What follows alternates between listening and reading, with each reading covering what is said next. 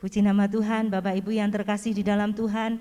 Saya berharap bahwa pagi hari ini Bapak Ibu Jemaat Kalvari tetap semangat, tetap sukacita.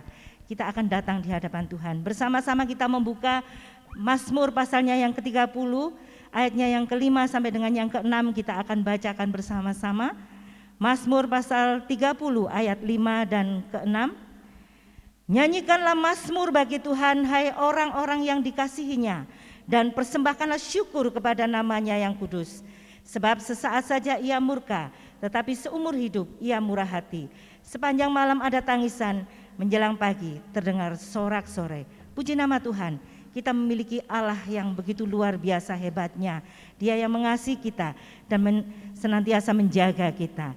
Mari bersama-sama saya mengajak Bapak Ibu bangkit berdiri. Walaupun kita beribadah di rumah, mari kita menyembah kepadanya. Karena hanya Dialah yang layak untuk dipuji dan disembah. Naikkan pujian ini dengan segenap hati kita. Angkat suara kita, angkat hati kita di hadapan Tuhan. Alam semesta melukiskan kebesaran Tuhan.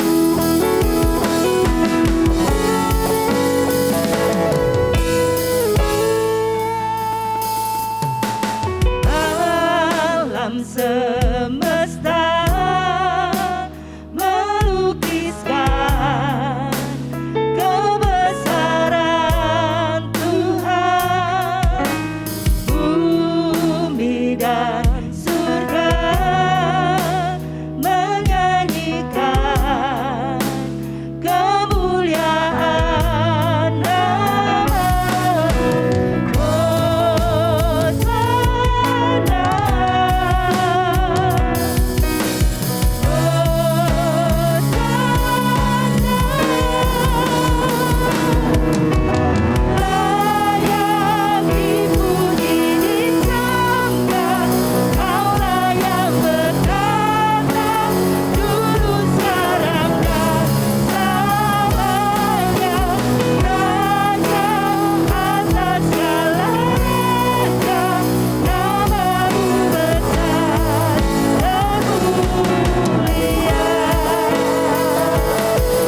Segenap alam semesta melukiskan kebesaran-Mu Tuhan. Amin. Alam semesta melukiskan kebesaran Tuhan. Bumi dan surga menyanyikan kemuliaan nama-Mu.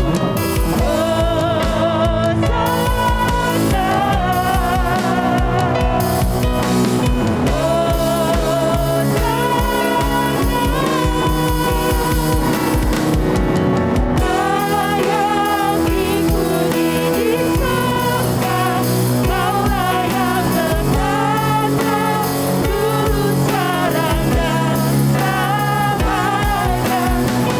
Raja atas segala raja, nama-Mu besar termulia. Layak dipuji disembah, Kaulah yang bertata dulu sekarang dan selamanya. Raja atas segala raja, nama-Mu besar termulia. Nama-Mu besar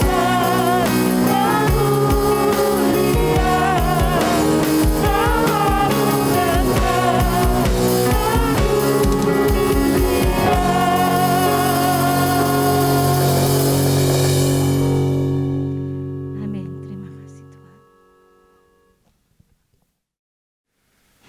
Selamat pagi Bapak Ibu Jemaat Tuhan.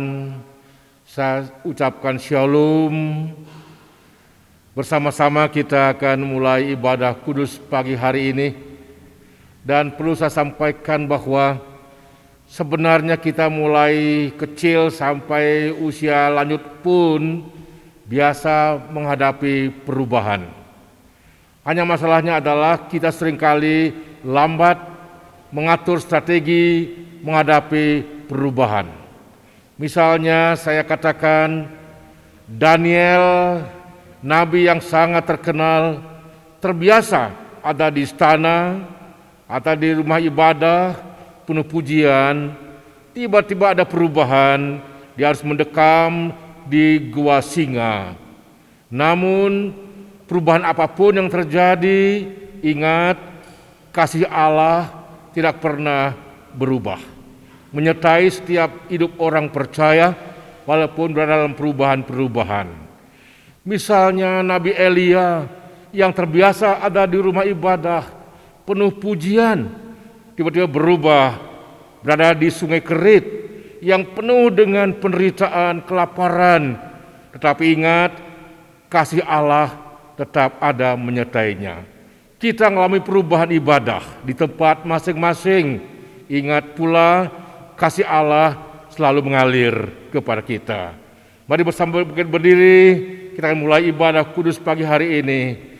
Bersama-sama jemaat, saya undang, mari berdoa bersama-sama. Segala sukacita dan syukur kami naikkan kepada Tuhan Yesus Kristus yang adalah Allah yang menciptakan langit dan bumi, yang terus-menerus mengalirkan kasih sayangnya kepada gerejanya. Berdoa untuk semua jemaat-jemaat yang sekarang berbakti kepadamu Tuhan, Engkau hadir dalam rumah masing-masing dan menyatakan kuasa-Mu dan memberi kepada mereka sukacita menyembah Engkau. Terpujilah Engkau Tuhan. Turunlah kiranya berkat damai sejahtera daripada Allah Bapa, kasih karunia Tuhan Yesus Kristus, dan kuat kuasa Allah Roh Suci menyinari ibadah kudus pagi hari ini. Haleluya. Amin. Jemaat, kita tetap berdiri bersama-sama. Kita akan menyatakan iman kita kepada Tuhan. Mari ungkapkan penuh penghayatan. Mari bersama-sama berkata demikian. Aku percaya kepada Allah, Bapa yang Maha Kuasa, Khalik langit dan bumi, dan kepada Yesus Kristus, Anaknya yang tunggal Tuhan kita, yang dikandung oleh Roh Kudus, lahir dari anak darah Maria, yang menderita di bawah pemerintahan Pontius Pilatus, disalibkan, mati dan dikuburkan, turun ke dalam kerajaan maut, pada hari yang ketiga bangkit pula dari antara orang mati, naik ke sorga, duduk sebelah kanan Allah Bapa yang Maha Kuasa, dan dari sana akan datang kembali untuk menghakimi orang yang hidup dan yang mati. Aku percaya kepada Roh Kudus, gereja yang kudus dan am, persekutuan orang kudus, pengampunan dosa, kebangkitan tubuh, dan hidup yang kekal. Bersama-sama duduk kembali, kita akan mendengar firman Tuhan. Bapak Ibu jemaat yang dikasihi oleh Tuhan, mari bersama-sama kita mempersiapkan hati kita untuk dilawat oleh kebenaran firman Tuhan. Apapun kondisi kita saat ini, baik kita yang sedang lemah, baik kita yang sedang berkekurangan, mari tetap kita menaikkan rasa syukur kita di hadapan Tuhan. Kondisi saat ini sulit bagi kita, tetapi Tuhan tidak pernah meninggalkan kita. Itu janji Tuhan. Mari bawa yang terbaik di hadapan Tuhan. Bawa hati kita di hadapan Tuhan. Kita persembahkan yang terbaik di hadapannya. Karena Dia adalah Bapa yang setia. Terima kasih Tuhan.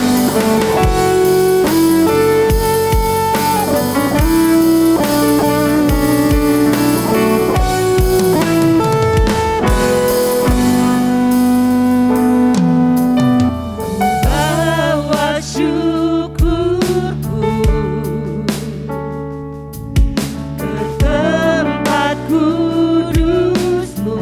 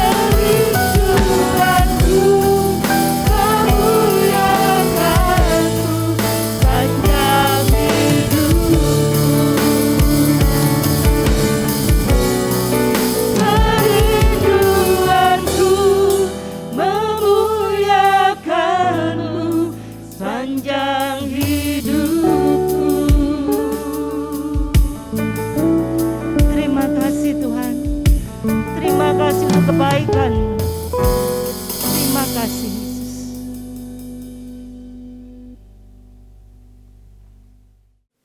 Mari kita berdoa. Bapa Surgawi, kami mengucap syukur padamu di pagi hari ini buat kebaikan dan kemurahan Tuhan. Dan pagi hari ini Tuhan Yesus, kami mau duduk diam di bawah kaki-Mu Tuhan, kami mau dengar firman Tuhan, kami mau menikmati hadirat-Mu ya Tuhan. Kami mau biar firman-Mu itu Tuhan menolong setiap kami, menguatkan setiap kami, mengubahkan pemikiran setiap kami ya Tuhan, dan kemudian memberkati kehidupan kami. Kami serahkan pembacaan firman, perenungan firman di pagi hari ini ke dalam tangan-Mu, dalam nama Tuhan Yesus. Amin. Shalom saudara, selamat pagi Bapak Ibu semua saudara yang ada di rumah tangganya masing-masing. Di pagi hari ini kita akan membaca bagian firman Tuhan. Ada 2 bagian firman Tuhan yang akan kita baca di pagi hari ini. Yang pertama kita akan membaca dari kitab Amsal pasal yang ke-22 ayat yang ke-6. Kitab Amsal pasal yang ke-22 ayat yang ke-6. Amsal 22 ayat yang ke-6 berkata demikian, "Didiklah orang muda menurut jalan yang patut baginya, maka pada masa tuanya pun ia tidak akan menyimpang daripada jalan itu." Kemudian kita akan membaca lagi dari kitab Efesus pasalnya yang ke-6. Efesus pasalnya yang ke-6 ayat 1 sampai yang ke-4. Efesus pasalnya yang ke-6 ayat 1 sampai yang ke-4. "Hai anak-anak, taatilah orang tuamu di dalam Tuhan, karena haruslah demikian. Hormatilah ayahmu dan ibumu, ini adalah suatu perintah yang penting, seperti yang nyata dari janji ini, supaya kamu berbahagia dan panjang umurmu di bumi. Dan kamu bapak-bapak, janganlah bangkitkan amarah di dalam hati anak-anakmu, tetapi didiklah mereka di dalam ajaran dan nasihat Tuhan." Puji nama Tuhan. Saudara, pagi hari ini kita akan merenungkan satu bagian firman Tuhan ini. Kita akan yang saya beri nama dengan toxic parenting, atau dalam bahasa yang lainnya kita katakan hal yang membahayakan di dalam pengasuhan atau pendidikan kita terhadap anak-anak. Jadi saya singkat dengan menggunakan kata toxic parenting. Saudara, salah satu bentuk kasih yang paling banyak disalah mengerti adalah kasih orang tua kepada anak. Setiap orang tua pada dasarnya mengasihi dan menginginkan yang terbaik bagi anak-anaknya. Tidak ada satu orang tua pun di dunia ini yang menginginkan yang buruk terjadi untuk anak-anaknya. Ketika anak-anaknya lahir, mereka pasti menginginkan, mereka pasti doa mereka, harapan mereka, anak-anaknya mendapatkan yang terbaik dan jadi yang terbaik dalam kehidupannya. Namun tidak bisa dipungkiri juga bahwa apa yang dilakukan oleh orang tua dengan maksud mendidik anak-anak tersebut, membina mereka, menolong, ternyata apa yang dilakukan itu keliru karena dilakukan dengan cara yang tidak tepat. Orang tua menjadi begitu overprotective atau terlalu menjagai ibaratnya, terlalu menolong, bahkan terlalu ikut campur dalam kehidupan anak-anaknya. Tapi di sisi yang lain ada orang tua yang terlalu membiarkan anak-anaknya untuk bebas melakukan apa yang dikehendakinya. Nah, padahal kalau kita baca sama-sama di ayat yang di Efesus pasal 6 ini, kalau Bapak Ibu lihat, kalau kita lihat di ayatnya yang kelima, di pasal yang kelima, judulnya adalah hidup sebagai anak-anak terang. Jadi artinya Efesus pasal 6 ayat 1 sampai 4 yang kita baca itu tidak bisa dilepaskan dari konteks hidup sebagai anak-anak terang. Kita sebagai anak-anak terang, kita sebagai keluarga-keluarga yang tinggal dalam terang tentunya harus mempraktekkan hubungan-hubungan ini. Jadi kita tidak bisa melepaskan pembacaan firman yang kita baca tadi dalam Efesus 6 ayat 1 sampai 4 dilepaskan berdiri sendiri. Tidak, tapi itu merupakan bagian dari kita hidup sebagai anak-anak terang. Jadi ciri dari anak terang adalah hubungan antara orang tua dengan anak. Ciri dari hubungan anak-anak terang, ciri dari hidup anak-anak terang adalah bagaimana orang tua membesarkan anak-anaknya, bagaimana orang tua mendidik anak-anaknya. Saudara, kesalahan yang terjadi ketika kita salah dalam mendidik anak-anak kita, dampaknya adalah apa, saudara? Anak-anak akan kehilangan respect pada orang tuanya. Mereka tidak hormat, padahal ayat 2 dikatakan hormatilah ayah dan ibumu. Itu menjadi hal yang sangat sulit bagi anak-anak kita karena mereka melihat hal-hal yang tidak menyenangkan atau hal-hal yang banyak melukai hati anak-anak kita. Nah, dalam case yang lain, dalam kasus yang lain kita juga bicara bahwa ketidakhormatan ini akhirnya memuncak, makin lama akhirnya menjadi sebuah bentuk manipulasi kasih untuk kepentingan diri mereka sendiri. Nah, karena itu pagi hari ini kita akan merenungkan tentang toxic parenting atau saya katakan racun dalam pengasuhan anak-anak. Saudara, setidaknya ada 4 kebiasaan yang sering muncul atau banyak terjadi di masyarakat tentang pengasuhan anak-anak. Yang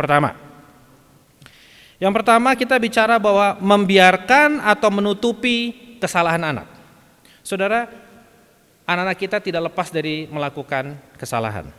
Tetapi ketika anak kita melakukan kesalahan, sayangnya banyak orang tua tidak mengkonfrontasikan hal tersebut, tidak berusaha mengatakan, tidak berusaha menyelesaikannya, cenderung menutupinya, cenderung membiarkannya, cenderung untuk mengatakan, ya masih kecil lah, tidak apa-apa dengan hal tersebut. Saudara, persoalannya adalah kesalahan yang dilakukan yang tidak segera dikonfrontasikan membuat anak tidak memahami bahwa hal yang dilakukan itu salah. Sehingga akhirnya apa? Akhirnya saudara, lambat laun anak itu mendapatkan informasi bahwa apapun yang dilakukannya, apapun yang dikerjakannya, itu akan dibela mati-matian, itu akan disembunyikan oleh orang tuanya mereka. Nah, kalaupun kita membicarakannya, kita memang membicarakannya tapi kita tidak secara terang-terangan menyatakan bahwa hal itu salah. Kita cenderung tutupin kesalahan anak kita dengan kasihan. Kita nggak ingin supaya anak kita mendapatkan malu. Kita nggak ingin supaya anak-anak kita kemudian menjadi susah hidupnya gara-gara kesalahan yang mereka lakukan. Kemudian kita berpikir bahwa mereka kemudian akan berubah dengan kita melakukan hal tersebut. Saudara, saya yakin ketika kita melakukan yang namanya membiarkan atau menutupi kesalahan, tujuan kita adalah kita ingin menunjukkan kasih kepada mereka. Cara kita menutupi, menyelesaikan persoalan yang seharusnya mereka selesaikan, mengambil konsekuensi yang seharusnya dipikul oleh anak-anak, membela mereka di depan orang, bahkan di depan keluarga, di depan yang lainnya. Saudara, ada beberapa contoh-contoh dalam Alkitab. Yakub membiarkan peristiwa pencemaran yang terjadi kepada Dina, anak wanitanya. Dibiarkan begitu saja ketika Dina dicemari oleh orang-orang asing. Akibatnya apa? Kakak-kakaknya mengambil tindakan yang di luar batas kemanusiaan. Daud membiarkan ketika Amnon, anaknya yang laki-laki, mencemari adiknya Absalom, sehingga apa? Terjadilah pertempuran di dalam keluarga. Dampaknya kalau kita membiarkan atau menutupi kesalahan dari anak-anak ini, yang terjadi adalah apa? Anak kita bertumbuh menjadi tidak dewasa karena mereka tidak terbiasa untuk menyelesaikan masalah dalam kehidupan mereka. Mereka mudah untuk melakukan kesalahan tanpa berusaha untuk memperbaikinya karena tahu bahwa setiap kesalahan yang dilakukan pasti ditoleransi, pasti diterima, pasti ditutupi, pasti disembunyikan. Saudara, inilah kesalahan dalam pengasuhan anak-anak atau yang saya katakan dengan toxic parenting yang pertama, membiarkan dan menutupi kesalahan anak-anak. Toxic parenting yang kedua, kita bicara tentang apa? Tentang tidak menyeimbangkan hak dan kewajiban. Saudara, dalam dunia ini, waktu saya dulu belajar di sekolah dasar segala macam, ada yang namanya hak dan kewajiban. Dan dua-duanya berjalan bersamaan. Dalam hidup, ada hak dan kewajiban. Hak bicara tentang sesuatu yang harus kita miliki, sedang kewajiban adalah sesuatu yang harus kita lakukan. Dua-duanya menggunakan kata harus. Yang satu harus kita miliki, yang satu lagi harus kita lakukan. Nah, toksik atau racun terjadi ketika orang tua terlalu mengikuti keinginan anak-anak, terlepas dari benar atau tidaknya, dengan berbagai macam alasan. Alasannya itu bisa karena lemah, sakit-sakitan, dan lain sebagainya. Kita mengikuti keinginan mereka, dan sehingga akhirnya hal itu menimbulkan kesan bahwa setiap apa yang diinginkan oleh si anak itu menjadi kenyataan. Nah, saudara, hal-hal kasus-kasus yang seperti ini di mana anak-anak selalu dipenuhi keinginannya biasanya muncul di anak-anak yang menjadi favorit bagi orang tuanya. Jika kita punya 2 anak, salah satu menjadi favorit bagi kita, maka biasanya hak anak itu akan lebih banyak kita penuhi dibanding dengan kita menuntut kewajiban-kewajiban dari anak itu. Kita tidak membalanskan, kita tidak menyeimbangkan antara hak dan kewajiban yang diterima oleh anak-anak. Kita cenderung membiarkan, kita cenderung mengiyakan. Sehingga dampaknya adalah apa? Kita membiarkan anak-anak kita menjadi anak-anak yang egois, fokus kepada diri sendiri. Ketika sudah menikah pun nantinya mereka fokusnya tetap diri sendiri. Mintanya dilayani, maunya dipahami tanpa berusaha memahami orang lain. Itulah yang terjadi dengan racun yang kedua. Racun di mana kita tidak bisa menyeimbangkan hak dan kewajiban. Kita terlalu fokus kepada haknya anak-anak, terutama anak-anak yang kita favoritkan, terutama anak-anak yang begitu kita kasihi dengan berbagai macam alasan. Dan tidak jarang saudara, anak-anak yang favorit ini, anak-anak yang kita kasih lebih dibanding dengan anak-anak yang lain, itu kadang-kadang lebih menyulitkan hidup kita dibandingkan dengan anak yang lain. Tapi karena fokus perhatian kita hanya kepada dia, maka kita mengabaikan segala sesuatunya. Kita bisa menutupi kesalahannya, kita bisa menyembunyikan kesalahannya, kita mengabaikan segala sesuatunya hanya dengan fokus untuk menyenangkan hati anak yang kita sukai tersebut. Itulah racun yang kedua. Racun yang ketiga, menyerahkan pendidikan anak, tanda kutip, kepada pihak lain. Menyerahkan pendidikan anak, waktu saya bicara pendidikan anak ini bukan hanya bicara soal sekolah formal, sekolah minggu dan lain sebagainya, tapi bicara soal bagaimana pengasuhan anak-anak tersebut. Saudara, kalau kita baca dari kitab Amsal, kalau kita bicara dari Efesus ini, semua pendidikan anak-anak itu dimulai di mana? Di dalam keluarga, bukan? Bukankah guru utama anak-anak kita adalah orang tua mereka? Bukankah guru dari anak-anak kita adalah kita sendiri sebagai orang tua mereka? Sehingga kita di sini mengatakan bahwa pendidikan anak yang paling utama itu bukan di sekolah maupun di gereja, tetapi di rumah tangga dengan guru yang terbaik adalah orang tua. Anak-anak kita perlu diajar tentang nilai, perlu belajar tentang aturan, sopan santun, otoritas, ketaatan, tanggung jawab, kemandirian yang semuanya itu mereka bisa pelajari di mana? Dalam rumah tangga mereka seharusnya. Namun sayangnya orang tua cenderung menyerahkan tugas ini kepada orang lain atau pihak lain dengan berbagai macam alasan. Misalnya ekonomi, sehingga kedua orang tua harus sibuk bekerja, mereka menyerahkan pendidikan anak kepada kakek nenek mereka, kepada keluarga yang lain. Sehingga akibatnya apa? Akibatnya adalah mereka bukan hanya menyerahkan saja, tapi mereka juga tidak berusaha membuat aturan-aturan sehingga akibatnya anak kita mendapatkan pengajaran pendidikan dari pihak lain yang belum tentu sejalan dengan kita. Sehingga akhirnya timbullah persoalan-persoalan. Ketika kita maunya A, anak kita maunya B. Kenapa? Karena anak kita tahu tentang B ini dari pengajaran yang didapatkan dari orang lain. Nah, inilah yang dinamakan dengan menyerahkan pendidikan anak-anak kita kepada pihak yang lain. Dampaknya adalah apa, Bapak Ibu? Dampaknya adalah di masa depan kita sebagai orang tua tidak memiliki otoritas dalam hidupnya anak-anak kita. Anak-anak kita lebih tidak mendengarkan kita atau lebih mendengarkan orang lain daripada mendengarkan orang tuanya sendiri. Kenapa? Karena mereka tidak mendapatkan pengasuhan semenjak dini dari orang tua mereka. Inilah racun yang ketiga. Racun yang keempat, Bapak Ibu, yang akan kita bicarakan pada hari ini, tidak menjadikan atau tidak memberikan contoh yang baik bagi anak-anak kita. Saudara, tugas utama sebagai orang tua itu bukan cuma bekerja atau memberikan nafkah atau memberikan makan bagi anak-anak kita. Tapi tugas utama kita sebagai orang tua adalah memberikan contoh atau teladan hidup untuk diikuti oleh anak-anak kita. Ini tidak selalu bahwa orang tua ini harus jadi sempurna terlebih dahulu, harus baik semua-semuanya. Tidak. Intinya adalah kita menjadi contoh dalam kebaikan kita, maupun kita menjadi contoh untuk kita bangkit dari kejatuhannya kita. Kita tidak lepas dari melakukan kesalahan sebagai orang tua. Kita mungkin sekali melakukan hal-hal yang bodoh. Kita mungkin sekali melakukan hal-hal yang keliru. Kita mungkin sekali jatuh, kita mungkin sekali salah. Tetapi anak-anak kita perlu belajar bagaimana caranya bangkit dari kejatuhan. Bagaimana kita berbalik dari kesalahan kita. Bagaimana kita belajar supaya kita tidak menjadi bodoh dan bebal. Saudara, kadang-kadang kita lupa melakukan hal ini di dalam kehidupan kita. Kita terlalu fokus kepada persoalan yang kita hadapi. Kita fokus kepada persoalan-persoalannya kita, sehingga kita tidak memberikan contoh teladan yang baik bagi anak-anak kita. Kita ingin anak-anak kita jadi baik dengan sendirinya. Ketika kita gagal berperan sebagai suami istri, sebagai bapak ibu, disfungsi, disharmoni, anak-anak akan melihat, anak-anak akan merekam, anak-anak kita akan meniru nantinya. Kenapa? Karena contoh yang mereka lihat adalah seperti itu. Potensinya sangat besar untuk mereka mengulangi apa yang dilakukan oleh orang tuanya.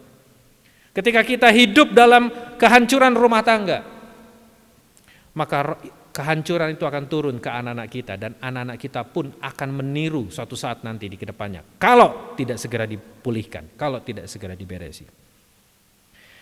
Saudara, salah satu hal yang kami lihat di dalam pelayanan adalah ketika anak-anak kita mendapatkan contoh yang buruk dalam rumah tangga mereka, contoh yang buruk di orang tua mereka, contoh yang keteladanan yang tidak mereka temukan di dalam orang tua mereka, dalam bapak dan ibu mereka, maka yang kita bisa ngelihat adalah mereka akan tumbuh besar, tapi mereka tidak tahu bagaimana mereka harus bersikap. Karakter mereka menjadi karakter yang bermasalah dalam kehidupannya. Bermasalah dalam hal apa? Setidaknya 3 hal saja. Tanggung jawabnya, kedisiplinannya, dan kemandiriannya.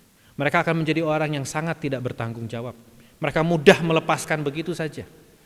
Mereka menjadi orang yang tidak disiplin alias semaunya. Kenapa? Karena mereka tidak pernah ketemu dengan otoritas dalam kehidupannya. Mereka menjadi anak-anak yang tidak mandiri karena maunya hanya disuapi saja, disusui saja.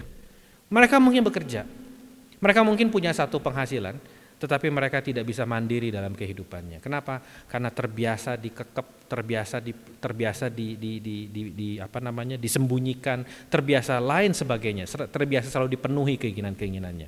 Itulah yang dinamakan dengan toxic parenting. Karena itu Amsal 22 ayat 6 dengan keras mengatakan kepada kita di pagi hari ini, didiklah anak-anak muda menurut jalan yang patut baginya, maka pada masa tuanya pun ia tidak akan menyimpang daripada jalan itu. Kata-kata didiklah orang muda ini dalam beberapa terjemahan yang lain dikatakan latihlah anak kita sesuai dengan jalan yang patut baginya. Terjemahan Alkitab yang lain juga mengatakan tunjukkanlah jalan atau arah yang benar, yang tepat, yang seharusnya bagi anak-anak kita. Ajarlah seorang anak cara hidup yang patut baginya, memilih jalan yang benar. Jadi sehingga kalau kita mau katakan dari apa yang kita pelajari dari Amsal 22 ayat 6 ini, artinya begini Bapak Ibu, sebagai orang tua dan calon orang tua nantinya, melatih, mengajar, menunjukkan cara hidup yang tepat atau benar sesuai dengan firman Tuhan adalah kewajiban yang harus kita lakukan bagi anak-anak kita. Saya ulang sekali lagi, sebagai orang tua dan calon orang tua, maka kita perlu melatih, mengajar, menunjukkan cara hidup yang tepat, yang benar sesuai dengan firman Tuhan. Yang kedua saudara, kita harus menyatakan dan meluruskan pemikiran mereka yang tidak sesuai dengan firman Tuhan. Ketika kita sedang bercakap-cakap dengan mereka, ketika kita sedang menegur mereka, kita melihat bagaimana kehidupan mereka dan kita melihat ada yang tidak sesuai, nyatakan, luruskan, tegur mereka. Arahkan mereka kembali menuju kepada firman Tuhan. Karena apa yang mereka lakukan tidak sesuai dengan firman Tuhan. Saudara, sedapat mungkin kekeliruan semenjak masih kecil itu kita luruskan, kita bereskan, supaya tidak semakin besar dan akhirnya menjadi kerusakan yang total dalam kehidupan anak kita. Bukan cuma itu saudara, kita harus juga menuntun mereka untuk menemukan Tuhan dalam seluruh aspek kehidupannya. Saudara, satu hal yang saya ajarkan sama anak-anak saya adalah saya tidak bisa mengambil kesulitan mereka. Setiap kesulitan yang mereka alami, mereka harus hadapi, karena itu bagian mereka, itu latihan yang diperlukan dalam kehidupannya mereka. Tapi juga saya akan berdiri bersama-sama dengan mereka, menuntun mereka untuk menemukan Tuhan dalam setiap aspek kehidupannya, sehingga mereka belajar bahwa satu-satunya yang bisa diandalkan itu hanya Tuhan saja. Saudara, pada akhirnya sebagai orang tua, kita hari ini belajar, nggak bisa enggak, hidup kita harus dekat, harus intim, harus bergantung pada firman Tuhan. Hidup bergantung penuh pada tuntunan Roh Kudus. Supaya apa saudara? Supaya kita bisa menjadi teladan yang baik bagi anak-anak kita. Supaya kita bisa mengerti firman Tuhan. Supaya kita bisa mengarahkan anak-anak kita menuju kepada jalan yang tepat, arah yang tepat sesuai dengan apa yang Tuhan sudah rancangkan dalam kehidupannya mereka. Dan jika hari ini kita sudah terlanjur keliru, belum ada kata terlambat. Belum ada kata terlambat untuk berubah. Anugerah dan hikmat Tuhan masih tersedia bagi kita. Datang sama Tuhan, minta pengampunan, bereskan hubunganmu dengan anak-anakmu, dan berjalan sesuai lagi dengan firman Tuhan. Maka hari ini kita belajar bahwa ciri dari anak-anak terang adalah hubungan antara orang tua dengan anak. Sehingga akhirnya anak-anak akan memiliki rasa hormat kepada orang tua mereka. Dan kita sebagai orang tua tidak membangkitkan amarah dalam diri anak-anak kita. Saya tutup dengan Amsal 22 ayat 6 dengan mengatakan, didiklah orang muda menurut jalan yang patut baginya, maka pada masa tuanya pun ia tidak akan menyimpang daripada jalan itu. Didiklah anak-anak kita menurut jalan yang seharusnya, dengan cara hidup yang benar, yang sesuai dengan firman Tuhan, maka pada masa tuanya pun ia tidak akan menyimpang daripada jalan itu. Mari kita berdoa. Tuhan, kami mengucap syukur padamu untuk firman di pagi hari ini. Firman yang menegur kami, yang mengarahkan kami, yang menolong setiap kami meluruskan jalan kami ya Tuhan, yang mengoreksi hidup kami. Tuhan, terima kasih untuk firman-Mu. Kami tahu Tuhan bahwa kami sebagai orang-orang tua, sebagai anak-anak muda, kami sudah banyak melakukan kesalahan-kesalahan dalam hidup kami. Karena itu ya Tuhan Yesus, ajar kami, tuntun kami, ubahkan kami ya Tuhan. Tolong setiap kami orang-orang tua yang ada maupun calon-calon orang tua nantinya. Tolong setiap kami supaya apa yang kami lakukan berkenan kepadamu, menjadi seperti seorang anak-anak terang ya Tuhan, yang mengandalkan firman Tuhan, yang hidup sesuai dengan jalan kebenaran-Mu ya Bapa. Kami mau mendidik setiap anak-anak kami, setiap orang-orang yang Engkau percayakan kepada kami ya Tuhan, untuk mereka menuju jalan yang seperti yang Engkau kehendaki. Terima kasih ya Bapa, terima kasih. Kami mengucap syukur untuk firman-Mu. Kami mau berdoa pada pagi hari ini ya Tuhan untuk kondisi dan situasi bangsa dan negara kami. Tuhan, dalam situasi yang sangat sulit yang sedang dihadapi oleh bangsa kami berdoa memohon belas kasihan-Mu, memohon anugerah-Mu atas bangsa kami ya Tuhan. Tolong Tuhan Yesus, kami butuh kasih-Mu, kami butuh anugerah-Mu, kami butuh keajaiban-Mu ya Tuhan untuk bangsa kami. Hanya Engkau Tuhan yang bisa mengubahkan situasi dan kondisi yang ada di bangsa kami ini. Kami mau berdoa supaya hikmat Tuhan, keberanian, kemampuan, kebijaksanaan yang daripada Tuhan mencengkram, menguasai para pemimpin-pemimpin bangsa kami. Sehingga ketika mereka mengambil keputusan-keputusan, mereka bisa mengambil keputusan yang tepat, yang sesuai, yang bisa untuk menolong banyak orang-orang ya Tuhan Yesus. Terima kasih ya Bapak, terima kasih. Kami juga mau berdoa untuk orang-orang yang hari ini sedang terpapar dalam kondisi yang sakit. Tuhan, kami berdoa supaya Engkau yang menyembuhkan. Kami berdoa untuk orang-orang yang hari ini dalam isolasi mandiri. Kami berdoa ya Tuhan, biar Engkau memberikan penghiburan dan kekuatan atas hidupnya mereka. Kami berdoa juga orang-orang yang kehilangan karena orang-orang yang mereka kasih meninggal akibat penyakit-penyakit ini. Tuhan, kami berdoa penghiburan-Mu. Kami berdoa supaya Engkau memberikan ketenangan. Kami berdoa supaya Engkau memberikan kekuatan dalam masa-masa duka yang mereka alami. Kami menyerahkan semuanya ke dalam tangan Tuhan. Tuhan, kami terbatas sekali. Engkaulah yang tak terbatas, inilah yang mampu untuk melakukan keajaiban-Mu, yang mampu melakukan suatu hal yang di luar dari pemikiran dan di luar dari kekuatan kami. Kami juga mau berdoa untuk semua dokter, tenaga kesehatan, TNI, Polri yang berusaha keras berusaha untuk mengendalikan situasi yang ada, menolong setiap pasien-pasien yang sedang sakit. Tuhan, kami berdoa Engkau yang memberikan kekuatan. Kami berdoa Engkau yang melindungi mereka dimanapun mereka berada. Kami berdoa Roh-Mu beserta bersama-sama dengan mereka, penjagaan-Mu sempurna atas setiap mereka. Terima kasih ya Bapak, terima kasih. Kami juga mau berdoa untuk jemaat-jemaat Tuhan yang hari ini terdampak secara langsung akibat COVID ini ya Tuhan Yesus. Kami berdoa ya Tuhan, belas kasihan-Mu turun atas seluruh jemaat-Mu. Yang sedang sakit Tuhan Engkau yang sembuhkan. Yang sedang berkekurangan Tuhan Engkau cukupkan segala kebutuhan mereka. Yang hari ini sedang menanti jawaban Tuhan Engkau bukakan pintu bagi mereka. Yang kehilangan pengharapan hari-hari ini Tuhan Yesus, kami berdoa supaya Engkau memberikan pengharapan yang baru atas kehidupannya mereka. Yang sedang berduka Engkau hiburkan ya Tuhan. Kami serahkan semua seluruh jemaat-Mu ke dalam tangan Tuhan. Penjagaan pemeliharaan Tuhan sempurna atas kehidupan mereka. Berkat kesehatan, berkat makan minum Engkau curahkan di atas rumah tangga mereka masing-masing ya Tuhan Yesus. Terima kasih ya Bapak, terima kasih. Kami juga mau berdoa untuk anak-anak kami ya Tuhan, yang tahun ini ya pada bulan ini mereka memasuki tahun ajaran yang baru. Dalam situasi yang mungkin sedang mencekam, dalam situasi yang mungkin sedang tidak enak hari-hari ini, Tuhan kami berdoa supaya berikan kekuatan bagi anak kami. Berikan hikmat, ketekunan, kemampuan untuk mereka bisa belajar walaupun dilakukan secara online ya Tuhan Yesus. Kami berdoa ya Tuhan supaya sukacita mereka, damai sejahtera mereka tetap dalam hatinya, hikmat mencengkram mereka sehingga mereka mampu terus belajar dengan baik, dengan tekun, dan akhirnya mereka bisa memuliakan Tuhan melalui apa yang mereka lakukan ini. Terima kasih ya Bapak, terima kasih. Kami mengucap syukur padamu di dalam nama Tuhan Yesus. Amin.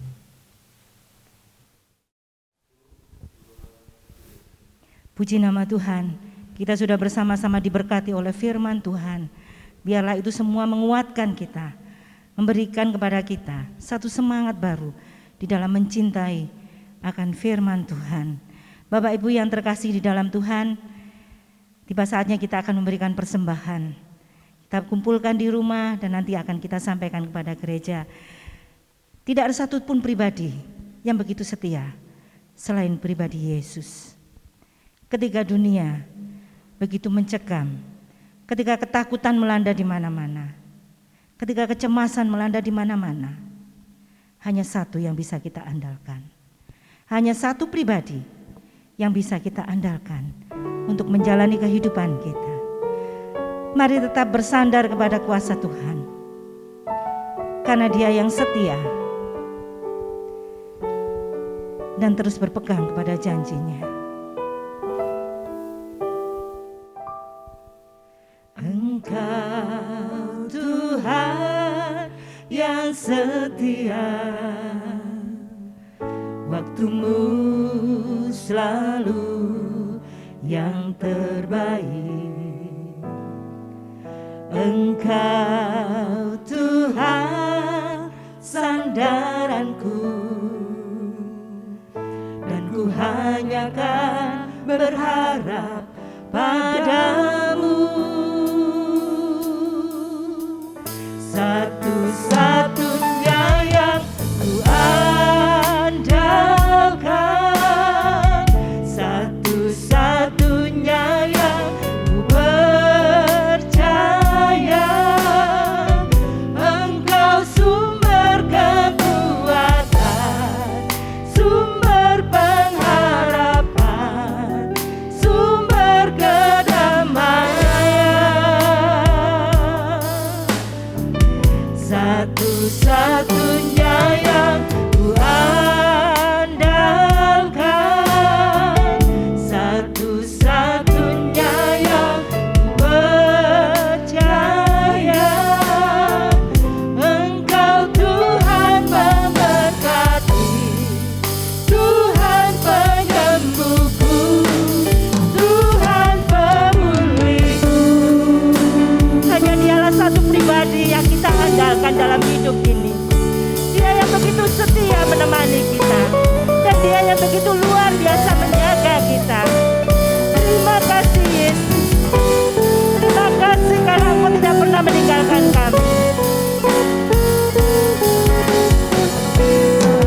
Satu-satunya yang ku andalkan, satu-satunya yang ku percaya,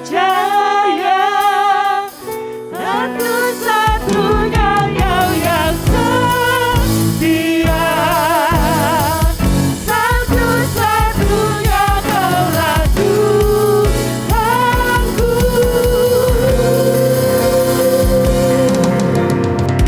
Satu-satunya yang ku andalkan, satu-satunya yang ku percaya. Engkau sumber kekuatan, sumber pengharapan, sumber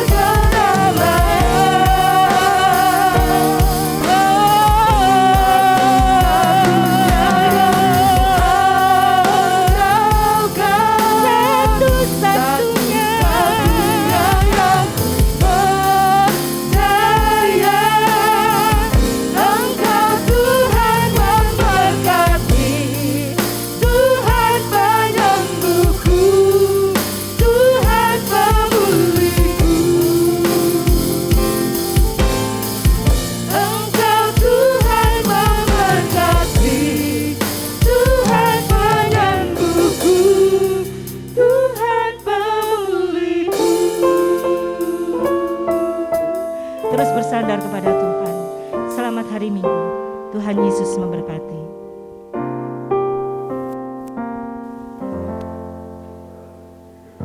Jemaat berdiri bersama-sama setelah kita dikenyangkan oleh firman Tuhan. Mari bersama-sama kita mohon berkat Tuhan untuk terus-menerus menopang kehidupan kita. Terpujilah Tuhan Yesus yang sudah memberi kepada kami makanan rohani untuk jiwa roh kami dan memberi kepada kami kekuatan melalui firman-Mu bila jemaat seluruhnya bertumbuh, berjalan, dan berpikir menurut firman Tuhan. Jemaat kekasih, bukalah hatimu, terima berkat Tuhan.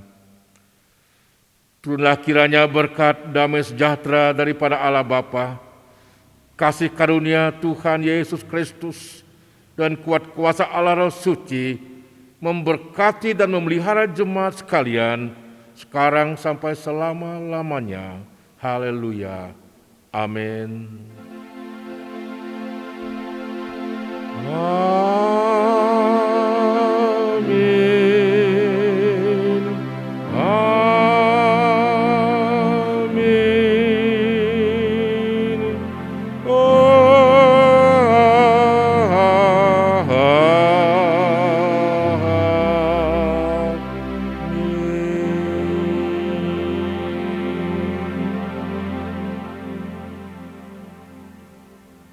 Amin. Selamat hari Minggu. Tuhan terus menerus mencurahkan kasih sayangnya kepada kita. Haleluya. Bagai korban syukurku, kerinduanku, kemuliaanmu sepanjang hidupku. Kerinduanku memuliakanmu sepanjang hidupku. Terima kasih Tuhan. Terima kasih untuk kebaikan. Terima kasih.